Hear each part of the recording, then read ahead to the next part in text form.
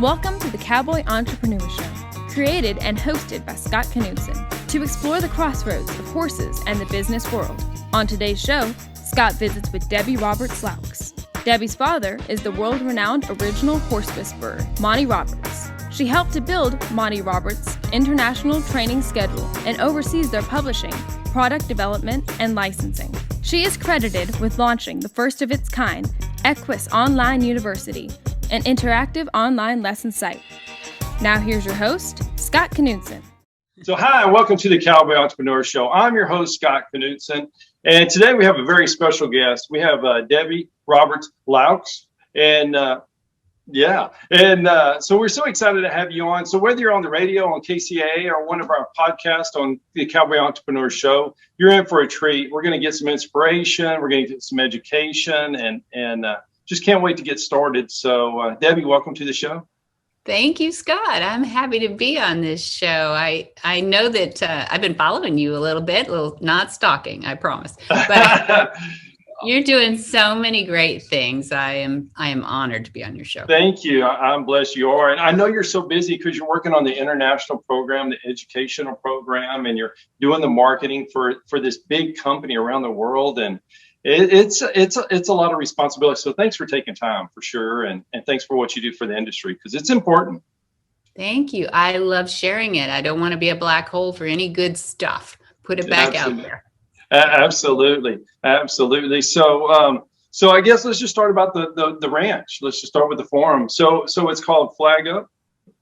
Yeah, Flag is Up Farms. Yeah, Flag's Up. So where did the name come from? Yeah, it's kind of a cute story. It's called farms because a lot of people say, like, isn't out in California a ranch? And, or you in Texas, probably not too many farms, ranches. Right. I mean, unless there's no chickens and there's no, that kind of farm, right? Yeah. But Dad and Mom, when they envisioned this place, they had a partner too. And he said, I want a thoroughbred, I want a first-class international thoroughbred farm. And Dad was going to Kentucky to study the most beautiful farms and their operations.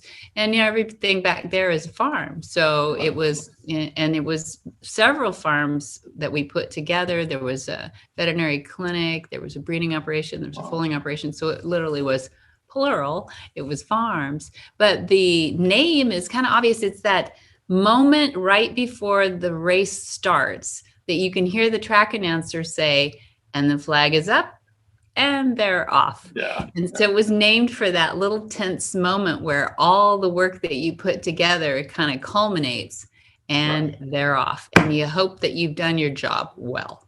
Absolutely. That's the moment everybody collectively breathes in and then lets out. That stands in everyone. So y'all were in the thoroughbred racing industry.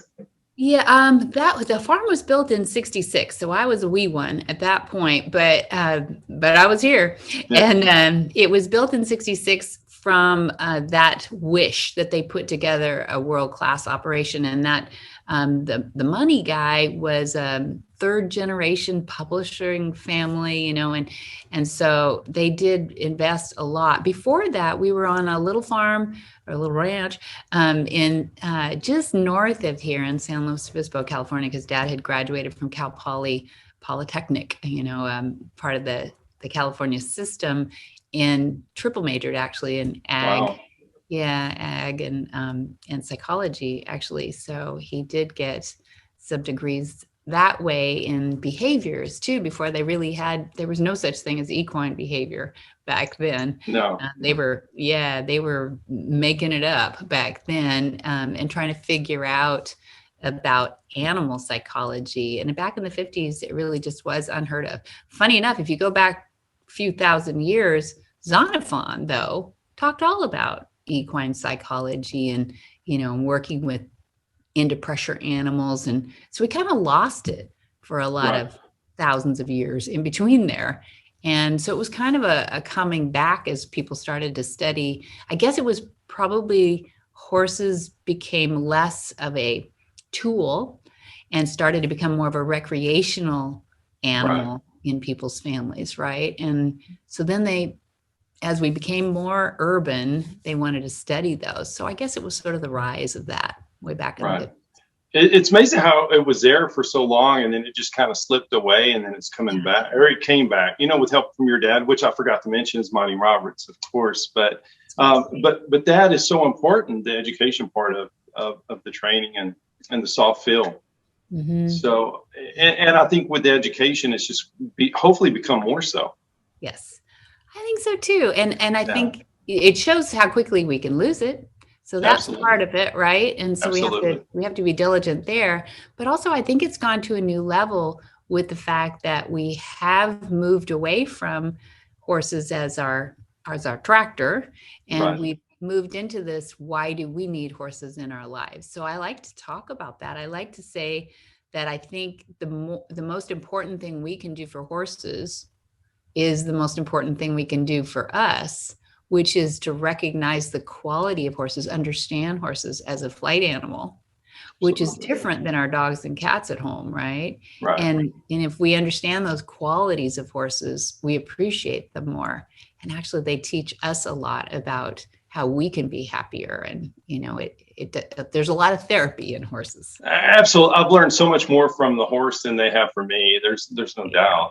And I love to watch, with my daughter, she's down at the barn, or her friends who aren't even around horses, but they're just so gentle with them, and how the horse responds to them. And it's such a fun thing to watch. And, but it is so, it's changed so much, just the training in general. People take time and do it the right way. It's really it's an art.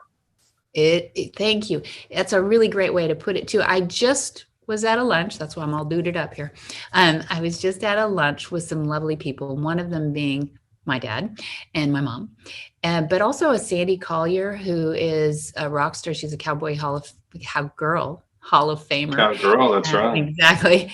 And, beat the boys in a lot of the bigger, she's a reiner. And she's just done amazing things with her life.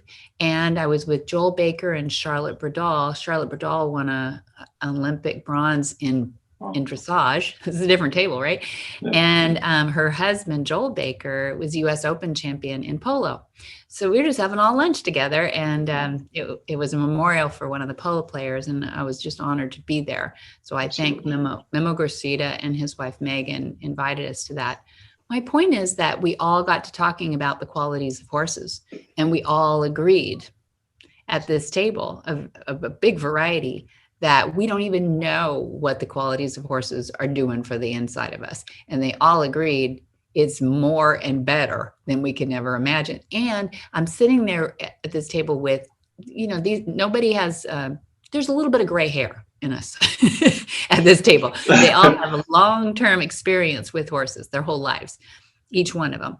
And they all had different perspectives, but they all said, I can't believe just in my lifetime how much has changed in the reining world, in the polo world, in the dressage world, in the general recreational world of training horses too. Whatever category you want to put Dad in, he's 11 world's championships. It's kind of like take your pick. He can his own category. Definitely. Definitely is for sure. Well, the horses kind of brought the table together. Mm-hmm.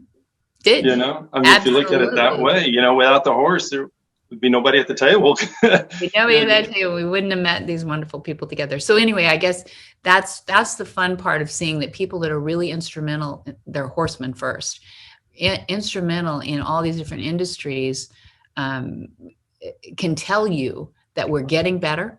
And that's pretty darn encouraging. That we're not even there yet. And that's pretty darn encouraging too, right?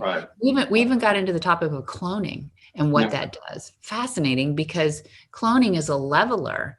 And so people, wherever you stand on cloning, they all had experience or had watched the industry with the cloning of horses. For people who don't understand, there are some people that have enough money that have the opportunity to clone some horses. And we talked about nature versus nurture. And, that's so fascinating. Yeah, that's fascinating because, some have done it well in some industries. Adolfo Cambiaso in polo has the money and the means to clone, a mare that he loved. And in that nature environment, it worked. nurture and nature. But there have been other environments where people have tried that, and it was actually how the baby was raised made a big difference in the surrogate mare, that was used. So you and I, Scott, we're not going to even know in our lifetime probably how this all comes out, but it's interesting. Yeah, we just got to leave our positive footprint and hope, the next generation does that. And that's what's encouraging. That's what's so exciting about our industry. It's always changing and evolving. For sure. And it can be in a good way or a bad way. And hopefully we leave it in a good way. I think it's a good way. I mean, you probably agree with this, but the media has been great at opening up, it's a glass house anymore. Really, you don't get away with doing wrong by the animal very long before somebody finds that out. And I think that's a good thing. I think when we're fairer to our animals, we'll probably be better individuals, certainly better trainers. Right. Absolutely. Yeah, we 100% agree with that. And people in our industry, they take it so serious. They don't want to be ugly. We're just always learning to try and be a better person, and be a better owner or trainer. Scott will be right back with more from Debbie Roberts Loucks. I'm Scott Knudsen with the Cowboy Entrepreneur Show, heard on KCAA Wednesdays, 6 p.m. Pacific. And who doesn't want to start their workday off in the best possible way? I certainly do. How about starting with some great basics? The foundation, underwear and undershirts. Underwear has often been an afterthought, especially for us men. We never think about it at all, but I never have. I can tell you from personal experience, the clothes you wear will feel much better if you have the right underwear. It gives you that extra edge of confidence. And who doesn't want confidence? And you'll look better too. The company Wood Underwear makes great underwear that is approachable and accessible. At the right price point, you can feel comfortable buying it and wearing it. They're having some fun with the name, and while the name might bring you in, the product's going to bring you back.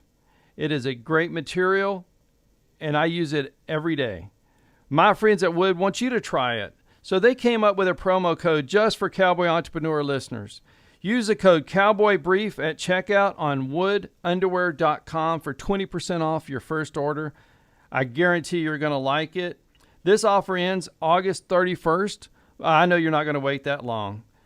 woodunderwear.com. Use the promo code CowboyBrief for 20% off this amazing product, Wood Underwear. So what was it like growing up in the Monty Roberts household? Yeah, well, I only had one dad, so I don't, Yeah. It's probably just what seems pretty darn normal. But I guess what it was like was equal opportunity. I don't know if you knew about the foster kids that went through the house. I knew some, but let's talk about it for sure. Yeah, well, I mean, starting when I was only about 6 months old, mom and dad took in their first 12-year-old girl who fell in love with horses. That's a pretty easy one, right? Right, every time. Yeah, nice. Her mom was unfortunately a drug addict and died shortly after. The mom said, would you keep her for the summer while, she was, it was the 60s. What can I say, right? Yeah, sure. No, sure. Actually, that was late 50s. And it was early on in this drug era. But then we lived all through the drug era, and that was, we had, by the time I was graduated and gone, they added them all up. It was 47 foster kids over all those years. Oh my goodness. Yeah, that's a lot. What an impact. And they weren't, cute little adorable 6-year-olds. They are all teenagers with troubles, and pretty much. And Some of them went on and stayed in the horse industry. Some of them never had anything to do with the horse industry. They were football players or whatever. But I'd say that we probably learned as much from that as I ever learned from a parent. You know what I mean? Yeah, sure. Just the dynamic of all that going on was pretty incredible. And not always fun. I mean, I was pretty young in the 60s. And 60s was a crazy time for drugs and dissidents and all that, Right. So I'd say horses were safety, and Central California was still pretty safe. And I'd say that's some of the memories that I have are those foster kids and helping them with horses. Even as much as like there was a couple of guys that were jockeys, wanted to be jockeys, and did become a champion jockey, won 2,500 races in his career. Oh my goodness. Larry Legue, he's a great guy. Shout out to Larry. And he had to learn how to not put weight on. So we had this whole, oh my gosh, before anybody counted calories and, said corn is not that great for you. And that was our dinner table talk, about how to stay in shape for our horses and how to stay lean and all those things. And I didn't know when I went to college, number one, I didn't know there were weekends. That was a weird concept. Yeah, it does. Everybody does something else on the weekend. We just work. Yeah, pretty much the kind of, other than school, pretty much the same. That was an important thing. Plus, I didn't know that people weren't really pretty disciplined about, when you have to take care of animals, sorry, you can't put them in the closet like a tennis racket for the, Absolutely. Absolutely. And so that was a bit of a surprise too, that people weren't really disciplined by that. So I guess that's a funny thing growing up, but probably anybody who grows up in the country or on a ranch has that same experience. I mean, as far as my parents go, they were super competitive in both their fields. My mom didn't put the saddle down until just after we moved here in the 60s. But then she picked it up after about 30, 40 years. And now she's out there showing reiners right now, beating people 20 years younger than her. And Dad says, don't tell anybody how old she is, but she was 1 year behind me in high school. And so they met in the 3rd and 4th grade. There you go. Did they really? What a great story. True story. Yeah. And so, he just turned 86 in May, and he cut cattle for his 86th birthday, and they did a pas de deux for their 65th anniversary too. Oh my goodness. That's a lot to live up to. That's a lot to live up to, and she's a sculptor too, right? Doesn't she? That's what she was doing in between there. She took up sculpting and flying airplanes, which, Oh my goodness, really? I know, right? I don't have normal parents, so don't ask me what normal is. Yeah, there is no. No real normal, but yeah, so I think it was, I say equal opportunity because look at all that, it's not like, I don't think there were really female roles and male roles. I mean, with horses, as you can see, there's a lot of women in the horse industry, but it wasn't always that way. Right. Especially not at the lesson and judging, at the top of it too. So I kind of watched that all change growing up too, because Mom was really great and she had her champions, and Dad was really great and had his champions. So I guess I didn't think about that so much. There was no disadvantage of being big or little or, everything was pretty equal opportunity. And we live in a great country for that too. So absolutely we do. Yeah. So when I told Mom and Dad I was going to UCLA, they went, what? I thought it'd be kind of fun to have a school with a football team. I went to school that didn't have a football team. It's so small here, Yeah. So I kind of went the opposite way just to see what the big world was all about. But here I am back at the ranch. That's awesome. That's awesome. So what would you do if you weren't in this industry, in the horse industry? Is there another industry you'd like to go to? Oh man, that would be really hard. I'm always fascinated by animals and by psychology. So I have a feeling it would have to be something in that. If it wasn't horses, I think it would have been something along those lines. I'm only guessing. I don't really know. It's like Dad always jokes. I didn't get in the horse business until I was 3 or 4. After that, I got serious. And it's true. And I guess born into it, like a lot of us who grew up with horses are fortunate enough to be around horses when you're little and you just slide into it. Not everybody gets that opportunity in their discipline or their education to do that. But I probably didn't appreciate it as much as I should have back then, because your parents are your parents and you figure they're really smart about about their industry, but I didn't know how smart they really were. Right. Until you step back and look and say, oh my goodness. I grew up and my parents were in the industry, and I always loved it. I always did it. I always rode. But now stepping back, I look and I'm like, oh my goodness, I was really blessed as a child. And now my daughter gets to experience it. And, I'm so glad you're sharing that with your next generation too. Absolutely. Isn't it fun to see their eyes all light up with so much fun? And her friends come out, they've never ridden or pet a horse or anything. And then all of a sudden they make a college team, or they go out and want to do something in the industry. And it's so much fun to give them the opportunity. But everyone that comes out loves it, but to give them the opportunity to maybe make that a career. And some do. And that's really cool. And if they didn't, right out of college, or, they get caught up in life, a lot of people are coming back to it. So I don't give up hope. And even then, the 40 and 50-year-olds will be like, dang it, I worked hard. Now I'm going to do that thing I was so fun at when I was 12, right? Right. I finally have the money or the time or, the right age. That's a big segment coming back in the industry. That's what's so exciting, because, they go and they raise their families, or they do their business, do their jobs. And, now their passion is going back to what they really want to do all along and have that opportunity. It's fun to watch that. It is. One thing I talk about though, and if anybody's listening to this can relate to this, I want to encourage them that a lot of them come back and go like, oh, dang, I'm mortal. I didn't think when I was 12, I was mortal, I could break. When I was 12, nope, nothing broke, Yeah. And I want to encourage people to get past that. You're going to feel that fear in there, and the lump in your throat. You'll go like, what is that? I've been dreaming about this horse for how many years? And I finally get it. And now I'm like a chicken. That's okay. Get past it. Those are instincts that God put in us, and they're survival instincts. And that's not a bad thing. But just know you can work through it. There's so many good professionals out there talking people through it, or finding the right horse, or whatever it takes to get comfortable that way. And also, I always like to encourage them to say, there is nothing wrong with starting on the ground and getting really good at that and having fun with your horse on the ground first. And then, nobody's afraid of being on the ground. No, right? Absolutely. Absolutely. I think if you can't enjoy being on the ground working with your horse, then it's going to be hard to enjoy them when they're on top, because you won't have any control. But I've had a few people throw that back at me like, yeah, well, that's what I'm worried about, is being on the ground. So I don't want that. yeah. But just not the prone position. Yeah, exactly.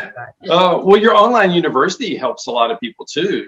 They can go there and they can study, and they can get their confidence and kind of self-educate a little bit. But it's really why we did. Yeah, thank you. Have you peeked on it? Yeah. Oh, absolutely. Absolutely. It helps somebody that doesn't have access to the horse right now, but they can start studying and make sure this is what they want to do, and helps them get into the industry. Because it would be scary. It would be hard to get in any industry if you didn't know where to go, who to call. Yeah. But if they join the university and they start watching your videos and see some pictures from the ranch or the farm, they'll get encouraged. And that first big step, and then they're hooked. And that's what's so fun about the university. It's a great education. Thank you. We started it for two reasons. That one is a big one. We want people to know that we're trustable, that we were a place where we're not going to be unfair to the horse, and we're not going to be unfair to the person. And we're going to do really incremental. That's one of Dad's favorite words, is incremental. And you know what? You go faster when you go incremental anyway, right? Kind of funny. That works that way, but it does. Mm-hmm. It does. So that was one of the reasons. The other reason was because, Dad would say things like, I'd watch a video of him doing something, and I'd say, why'd you stand in front of the horse this time, but not that time? Like one time you were on the side of him, and one time you were in front of him. It seemed like you were kind of trying to achieve the same thing. He goes, no, I don't think I'd do that. And I'd say, like, but I was just watching the video. Come look at the video and tell me what you're doing here. He said, I don't know, but I have to go think about it, because whatever it is, it's instinctual. And the horse has taught me something there to be in the right place, so I'm safe, or, the timing of everything. And I just went, wow, we have to video everything. Yes. Everything you do, because that means he can't even, he's not conscious enough to actually even teach that. It's something that is in his muscle memory that's kept him safe all these 86 years, still riding and bulldogging and all the things that he's done all these years. Right. Yeah. And so we wanted to capture as much as possible in so many different angles and ways. And also incrementally, each lesson is like 8 or 9 minutes average, so that people could really digest it. And then we make 4 points about each lesson so that they go like, okay, I get where he's going with that. And we do a quote and we do a little paragraph on each one. And so, we wanted all those learners in there, the kinesthetic and the audio, and that, we wanted everybody to feel comfortable in the environment too. And there's no pressure about tests and things. It's just these little questions to follow along, and then you get a certificate. And we try to make it fun, exactly, and easy and digestible, yet really profound too. Like, did you see that? No, look at that. I wouldn't have seen it if I hadn't, known to look for it. And right. I think that's where we excel is, don't miss this little thing that the horse does. Did you see how generous they were right there? They had to trust, but they could make a choice to run away, but they wanted to be there. And then they were, because you were trustable, it's that whole building. It's not so much about leadership. I know a lot of people talk about it, and it's not a bad word, but it's more about partnership, mm-hmm. I think, and when you can see the horse going like, I'm okay with you. You're okay. Yep. Okay. Oh, all right. I get you. We have a Horses and Healing this weekend, which is a 4th of July weekend, which is perfect, right? We do these about 6 times a year, and for our veterans and our first responders. And, we have EMTs and anybody who's kind of really gone through it with the trauma, right? And we play this game. You'll relate to this as a horseman. We play this yes-no game. Now, they don't know, they're wondering why they're playing with ponies for the weekend, right? A lot of times they come in like, and, tell me about horses. Why horses, And the yes-no game is one of those where we take somebody outside so they can't hear what we're doing inside. And we'll have one person that's designated as the trainer. And the guy outside is the horse. Okay. And when he comes back in, we've all decided that the horse is going to do something, and the trainer is going to help him figure out what to do. And all he can say is yes or no, this trainer, to the horse. So we'll concoct something like, drop down, do 4 push-ups, stand up, put your hand on your head, and then go pour a cup of coffee and give it to the leader up there. What? With yes and no, nothing. Well, that's what we ask our horses. Absolutely. Pretty much. We say yes, oh, no, yes, no, yes, no, right? And they figure it out. And, these guys will come in, and the horse and the trainer start to go, yes, no, yes, no, yes, no. And 5-10 minutes later, there's the cup of coffee, and it's amazing how easy it is when communication gets very simple, mm-hmm. and very black and white. And that's how we should be with our horses. That's beautiful. And I love the name. So it used to be, or it is PTSD, but y'all kind of changed it up a little bit. I love that. Yeah. Dad said disorder, like that's shaming, like you didn't go to war with a disorder. So how can you come back with a disorder? Absolutely. And he calls it PTSI. He thought that was hugely important to say, because you're talking to these guys saying you can change, you can get better. So it's an injury, yeah. PTSI. It's not a disorder. And, and you can just see them visibly go, yeah. With one word. With one word. You change their mind and their concept with one word. Exactly. Yeah, that's so great. That's so great. When I read that, I thought that was really wonderful. It changes. Yeah. Yeah, it should. It really should, because it is an injury. It's just like any injury, yep. So get me speaking about it. I get passionate about that because I love that so much. Thank you for listening to the Cowboy Entrepreneur Show. Scott will be right back with Debbie Roberts Loucks. For more information on Scott Knudsen, the Cowboy Entrepreneur, visit us online at cowboyentrepreneur.com. I'm Scott Knudsen with the Cowboy Entrepreneur Show, here weekly, Wednesdays, 6 p.m. Pacific on KCAA. And I love American history. Who doesn't? I enjoy reading about those early pioneers that left family and friends in the East and headed to the West in hopes of making their fortunes. The stories captured the minds and are a great example of the American spirit that made this country great. The state of California had its beginnings up in a little mountain town in Northern California called Truckee. The immigrants, on their way west, went right through what is now downtown along the old Dutch flat wagon road. The story of this old Wild West town is a fascinating one. And if you're interested like I am in these old stories, you might want to take a look at taking the Haunted Truckee Ghost Walk. It's definitely not your typical ghost hunting adventure, but rather takes you back in the dates of California's earliest beginnings. Next time you're up there, check it out. Tickets and information are available on their website, hauntedtruckee.com. People are loving this tour and it's receiving some great reviews. Again, the website to get tickets is hauntedtruckee.com. Welcome back to the Cowboy Entrepreneur Show. Here's your host, Scott Knudsen.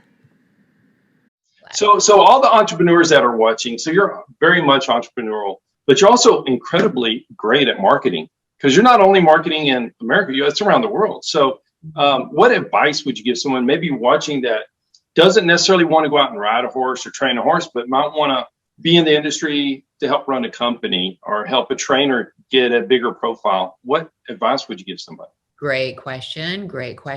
Well, we've taken back the power of horses training from the elite trainers, us owners, right? We really have been able to say, I don't want you to hit my horse, or, and so if we put the power back in the people, pretty much, and we're still kind of chickens, to talk to somebody who's, made his living at this. I know, I get that. But, if you have a philosophy and it's your horse, you can put some of those parameters on there. And I love that. I love that people feel that they can assert themselves. That means we need to go to the public. So if you're an entrepreneur and you're saying, how do I appeal to the public with my person that I'm representing or my company that I'm representing in the industry, get your brand really, really tight. Know who you are, paint it into a corner, and then push that seed out there, and it'll get watered, it'll get fertilized by the public. If it's honest, authentic, well done, delineated, all those things. Look up branding and marketing, when you see all the definition of that, do that really, really well and fill a need that way. Right. But honestly, there's a big need out there. So I hope a lot of entrepreneurs will throw mud up on the wall, especially during this COVID time too, and really put it out there, because people are more than ever looking for the qualities of horses, no doubt about that in my mind, but they're also looking for great ways to trust this, whatever it is that you're selling, and if you're authentic and all those things that I just described, then you will be fine. People will find you, but then put it out there to the public too. You can't hide it. Hiding it under a bushel, no. Yeah, that won't work. The old Sunday school thing. Yeah, because if they don't know about you, so we use social media a lot because we're international, right? And you can't get too regional. It's not like we're advertising in New York City or anything. So do that and build a brand for yourself, build a name for yourself, and start to learn from those that have done that themselves too. I would definitely look at those that you think are authentic and trustworthy and all those things, because people are looking, the owners, which we know 80+% of ownership is recreational, right? It really is those big number. It's a big number. Yeah. And I think those are the people that are looking like, every horse owner has an opinion, or every horse trainer has an opinion. Every horse owner has an opinion too. Don't they? Everybody has an opinion about horses. I feel like, especially in the horse industry, there's a lot of opinions, and people do get confused. Who do I trust? How do I know? And everybody's, seems to be really sincere and forceful in what they believe. Right. And so when people start telling me I should do it this way or that way, how do I know? Be that for them where you have built up enough audience that it is trustworthy, Mm-hmm. That's great advice. It really is. And there's so much room for our industry to still grow. I mean, you can, even if you don't know anything about it, you go to a horse show, you can sit around and you can watch people and they're going to be looking for something. And if you can figure out that niche, then you're going to get into the industry. And it's important for trainers to find somebody that understands digital marketing or something and kind of open up a little bit and bring that in, because they can help you while you're out training your horses. So it's kind of give and take on both sides. Sure. Absolutely. Yeah. Absolutely. You're the entrepreneur. I know I have to have good people around me to carry my mistakes. Yeah. And those are learning opportunities too. We learn absolutely. Yeah, I ought to be a real smart individual. Oh man.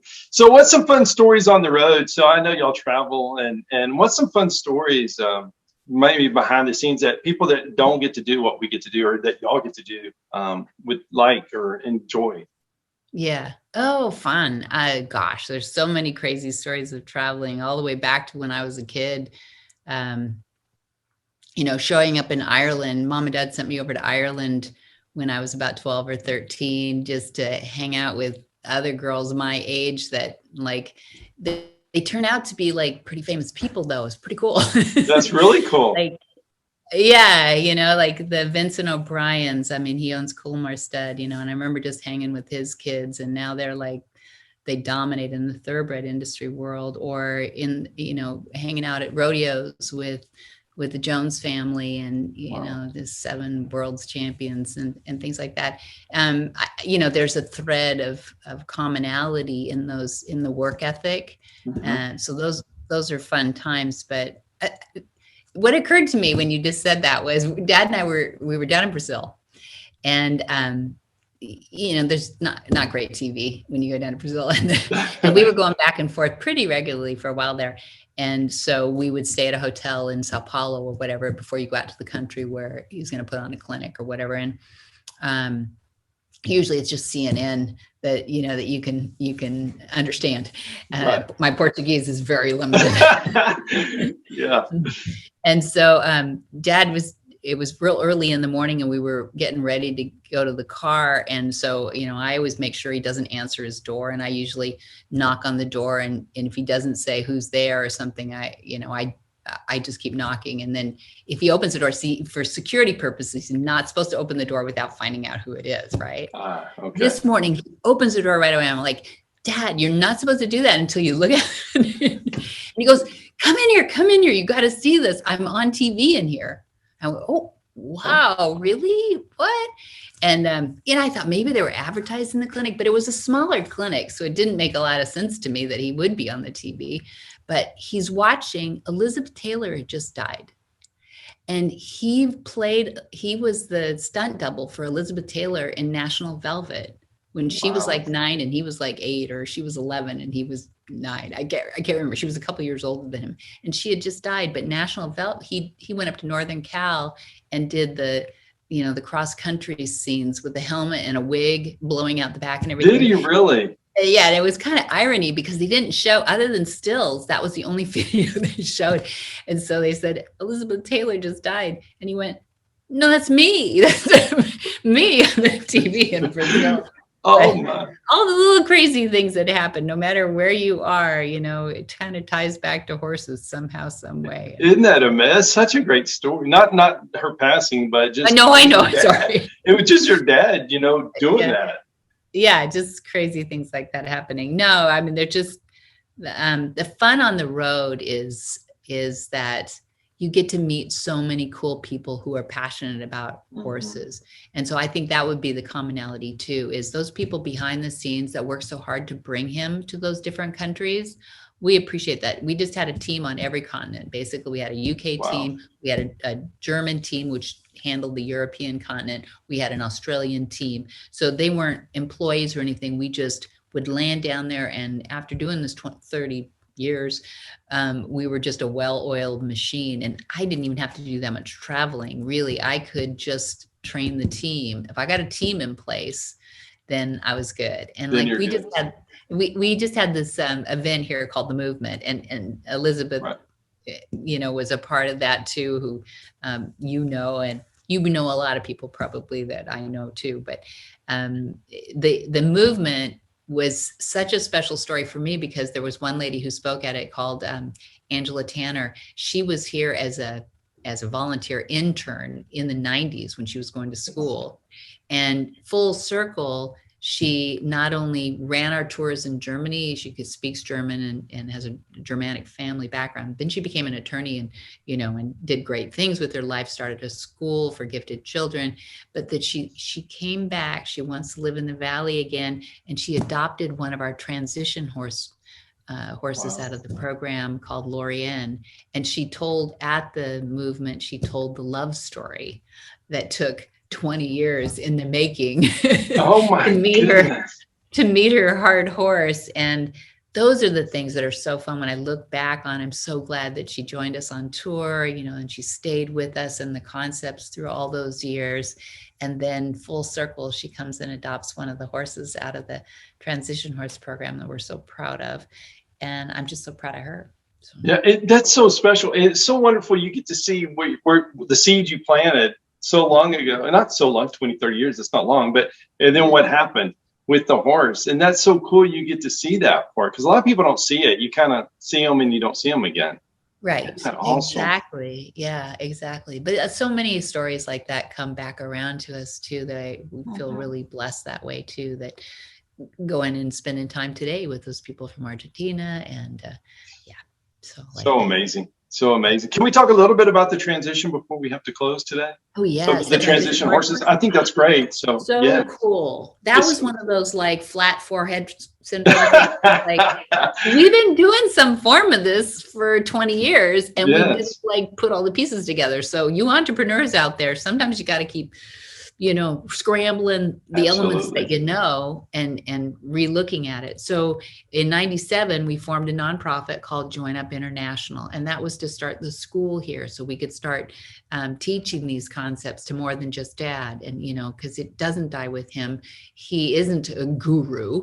He is a replicator of these concepts because they're not that complicated, but they are counterintuitive sometimes to what our traditional methods are. Right.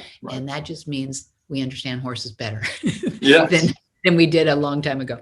So when we did that nonprofit thing, we thought, well, we got to start planting the seeds. And we have instructors in Latvia and all these crazy places now, which is really cool. Cool. But we were bringing in horses to teach these guys because when they come from Latvia, they don't have their own horse, right? We're bringing horses in, and funny enough, champion, dressage bronze medalists and stuff don't want to give us their horses to play around with. You don't get to experiment on their horse. So we're going to teach these students with horses from rescues. Typically, we got them from rescues, hoarding situations, different things. We developed relationships with rescues and sanctuaries in a lot of cases too, where they just go to be retired forever. But we would bring them in just to gentle them and teach our students. So then we developed the Horses and Healing program, which was veterans and first responders, like we talked about. Then we developed Lead Up, which was at-risk youth, but not the typical at-risk youth thing. This is about peaceful leadership. We wanted to teach these kids that we're either going to go to the gangs and lead them, or they're going to go to the boardroom and be better there. They're smart kids, they're ambitious kids, but they could go wrong. And if they're interested in horses at all, we wrap that in a bow and we have a great program called Lead Up. And so here we are. We've got a school, we've got Lead Up, we've got Horses and Healing. We're done here. I think that's good. Oh, wait a minute. How are we helping the horses? The horses are helping us. But how are we helping? We don't have the animal welfare. Well, darn if we don't. We're bringing these horses in from these rescues, but dribs and drabs, maybe 25 a year. We're polishing up and making them more adoptable, and the rescues love us. We went, what if we did it year round? We could do 100 horses a year, And so that's what we launched. It was pretty much 2 years in the making with the Right Horse Initiative, which became a program of the ASPCA just about the same time we launched this program too. Very exciting. And so the Monty Roberts Mustang and Transition Horse program is that thing that is year round now, where we have interns coming in, working with the horses, going back to the adoption partners, and they're not called rescues or sanctuaries anymore. They're adoption partners, because we want to get those horses back out there in their next vocation, because you've got thoroughbreds coming off tracks that are 3, 4, 5, 6 years old. They got their whole life. Yeah. Right. And all these Mustangs and these holding pens, or ones that, somebody adopted and have to keep for a year, which is a good thing, but they're languishing in their backyard because they don't know what to do next.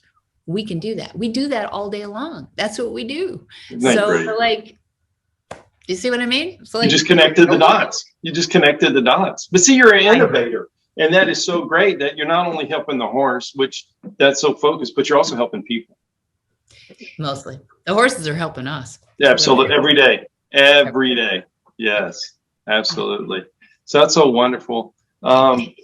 Yeah, I love that story. I love the kid part too, just helping those guys. It's definitely a fork in the road, and you know, like Yogi Bear said, you got to take it. But it's your choice, what you're going to do with it. And you give them the tools to make the right choice. That's right. And you know what? Half the time these kids come in there, they got the attitude going. We'll have even rival gangs sometimes in the same group. We keep it to 8 or 10 kids. And so they're sizing each other up. You put them in with a 1,000-pound animal. It's a leveler. They're all pulling from the same end of the rope. Yeah. At the end, they want to be horse trainers. It's just adorable. We have a huge population here, even affluent Central California, have a huge disconnect with youth here. They're either not sure what they want to do next with their lives, or there's opportunities to do bad things with their lives here too. So we pull from the Latino community, we pull from the affluent community, we put them all in the same place, and they say, see that horse right there? Get him to trust you. That's so wonderful. It does level the field for sure. Yeah. And they have to get their physiology right too. Absolutely. And that's really good for kids. Emotional control, breathing. We teach diaphragmatic breathing. And so once they learn that the horses are biofeedback machines, really, then they get onto it. And then it's just a challenge, and everything else goes away. It's just the kid and the horse. Very cool. And when that moment happens, it's almost magical, because you just step back and watch it and you know what's happening. They don't know what's happening, but you know it. Isn't that fun? Oh, that's so wonderful. It is so fun. Wonderful. Thank you for listening to the Cowboy Entrepreneur Show. Scott will be right back with Debbie Roberts Loucks. For more information on Scott Knudsen, the Cowboy Entrepreneur, visit us online at cowboyentrepreneur.com. So let's talk about the farm real quick, and then I have to go. I don't want to, but they only allot me so much time. I could talk to you all day long. So with the farm, so can people come there? I think I saw weddings and you do clinics. So how would people go then? And thanks. Well, they can reach us, montyroberts.com. That's our website. So it's MONTYROBERTS. They can come to the farm. We're in Solvang, California. If anybody knows it, they know, like, oh, isn't that Danish tourist town? Yeah, that's us. Absolutely. So we're in a destination spot. It's wine and horses here, and it's really fun, right in Central California, Santa Barbara County, for anybody to know that part. So yes, we welcome visitors 7 days a week. The gates open. We have gates on. The insurance people made us keep the horses in, but it's not to keep people out. Right. So we always say, just push the button and you can come anytime and take a self-guided, or there's always things going on here. It's a 3-ring circus half the time, but it's very peaceful when people come down that drive. They can describe it for themselves, but it's basically a decompression zone where everybody just takes a load off, and we have beautiful horses and beautiful grounds here. My parents, when they first got the property to develop, it was flower fields. So that means it's flat with absolutely no trees. And there's about 250,000 trees here now. Oh my goodness. Oh my goodness. How beautiful. Yeah. And you can get married? out there? You can get married here. You can, we are limited. We're very selective on those because, Sure. We want people that, appreciate a ranch setting for that and everything. But we just had one here this last weekend, and it's a fireman they're from like Pasadena area, and his horse girl. And did they have fun?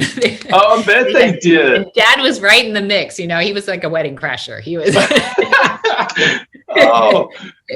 bet that was fun.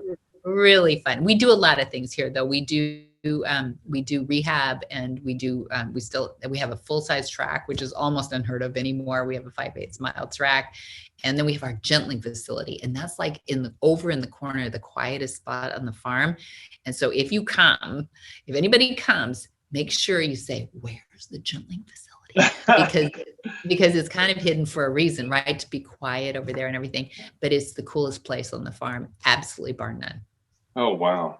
Wow. So beautiful. Well, thank you so much for being on the show. It's been such a pleasure talking to you and learning about behind the scenes and getting some knowledge too, for sure. And I hope everybody on KCA, whether they're listening or watching the podcast, they get to write you and follow you and attend that university, because that's really helpful. It's a great way to get involved in the industry. And if you're in the industry, maybe laid off a while, it's a great way to get back into it, kind of freshen up.